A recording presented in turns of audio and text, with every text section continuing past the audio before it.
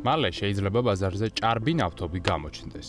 დიახ, არ მოგესმათ. ეს ენერგეტიკის საერთაშორისო სააგენტოს ოფიციალური პროგნოზია, რომლის მიხედვით ნავთობის ფასების სამთვიანი მზარდი ციკლის შემდეგ გლობალური ბაზარი 2027 წლისთვის მიწოდების უჩვეულო ზრდის წინაშე დადგება. ორგანიზაციის შეფასებით წიაღისეული საწვავის მოსალოდნელი სიჭარბე ამერიკა-ირანის კონფლიქტით იქნება განპირობებული. როგორც ირკვევა, კრიზისის ხანგრძლივად გაწელვის გამო ბაზარმა რეალობასთან შეგუება, მოთხოვნის შემცირება და ალტერნატიული წყაროებისა თუ მიწოდების ჯაჭვებზე გადართვა დაიწყო და ამ პროცესის უკან შემოbrunება უკვე შეუძლებელია.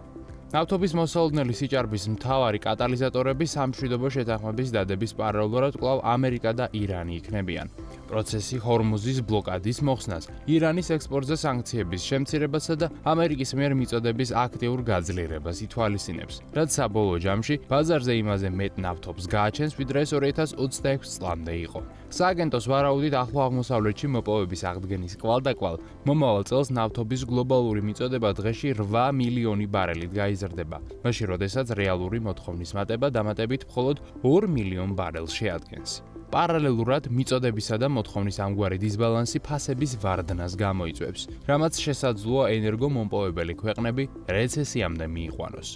ამ ვითარებას განსაკუთრებით ის ამწვავებს, რომ მალე ბაზარზე ერთმანეთისგან დამოუკიდებელი ინტერესებით მოქმედი მრავალი მოთამაშე გამოვა, მათ შორის ამერიკა, ირანი, რუსეთი, ვენესუელა და სპარსეთის ყურის ქვეყნები, რომელთაც დღიურად დაკარგული 15 მილიონი ბარელი ნავთობის ზარალი აქვთ ასანაზღაურებელი. ფასების კლება ეკონომიკებს პირდაპირ დაარტყამს, რაც მსხვილი ინვესტიციების გაჩერებასა და ასობით ათასი თანამშრომლის გათავისუფლებას გამოიწვევს. ფინანსური ინსტიტუტები, რომლებიც ნავთობის საძიებო საქმიანობისათვის სესხებს გასცემდნენ, კოლოსალურ ზარალზე გავლენ, ხოლო თავად ნავთობის სახელმწიფოებს ბიუჯეტის შესავსებად გადასახადების გაზრდა, სახელმწიფო პროგრამების შემცირება მოუწევთ. რაც შეეხება ალტერნატიულ პროცესებს. როიტერსის ცნობით, ერაყის ხელისუფლება ნავთობის ექსპორტიორი ქვეყნების ორგანიზაციის, ანუ ოპეკის დატოვების შესაძლებლობას აქტიურად განიხილავს. ოფიციალური ბაღდადი აღნიშნულ ნაბიჯს იმ შემთხვევაში გადადგამს, თუ გაერთიანება მას ნავთობის მოპოვების მოცულობის მნიშვნელოვნად გაზრდის ნებას არ დართავს. მნიშვნელოვანი ითქვას, რომ ქვეყნის ეკონომიკა ირანის ომის გამო მძიმე ფინანსურ კრიზისს განიცდის. მიმდინარე წლის მაისში ერაყი დღეში 1,5 მილიონ ბარელ ნავთობს მოიპოვებდა, რაც საგრძნობლად ჩამოუვარდება თებერვლის მაჩვენებელს, როდესაც სრუტის ჩაკეტვამდე მოპოვება 4,2 მილიონ ბარელს აჭარბებდა. ერაყის პრემიერ-მინისტრის განცხადებით, ქვეყანა სურს, რომ ორგანიზაცია მოპოვების კვოტა მისი საწარმოო შესაძლებლობებისა და მოსახლეობის რაოდენობის შესაბამისად გაზარდოს, რაც თითქმის 7 მილიონ ბარელს ნიშნავს. თუ ერაყი მართლაც გაზრდის წარმოებასთანაც ასე დრამატულად, ეს ფასების ომს უფრო მეტად გაამწვავებს და ნავთობის პროფიციც ახალ გლობალურ პრობლემად აქცევს.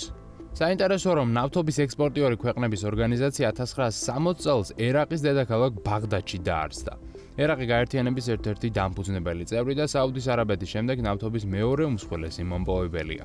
ორგანიზაციიდან მისი შესაძლო გასვლა კი მძიმე დარტყმა იქნება გაერთიანებისთვის, რომელიც 2 თვის წინ არაბთა გაერთიანებულმა საამიროებმაც დატოვა. თუ ეს ტენდენცია დაჩქარდება, საბოლოო ჯამში ოპეკიდან ყველა ძირითადი მოთამაშე გავა, რაც კარტელის არსებობას აზრს დაუკარგავს. ამ პროცესების პარალელურად გასათვალისწინებელია ისიც, რომ მალე ვენესუელაში მოდერნიზაციის პროცესი დასრულდება და პლანეტის ყველაზე დიდი სანავთობო რეზერვების მქონე სახელმწიფო გლობალურ ვაჭრობაში აქტიურად ჩაერთვება. ბაზარზე ვენესუელური ნავთობის გამოჩენა ამჟამად არსებულ არითმეტიკას არსებითად შეცვლის, რადგან ის არც ოპეკის წევრია და არც არაბეთი რუსეთის გავლენის ქვეშ მყოფი ქვეყანა. შესაბამისად, მის ინტერესში, რაც შეიძლება მეტი ნავთობის გაყიდვა იქნება. ეს კი გარდაულად გამოიწვევს შავი ოქროს მკვეთრ გაიაფებას.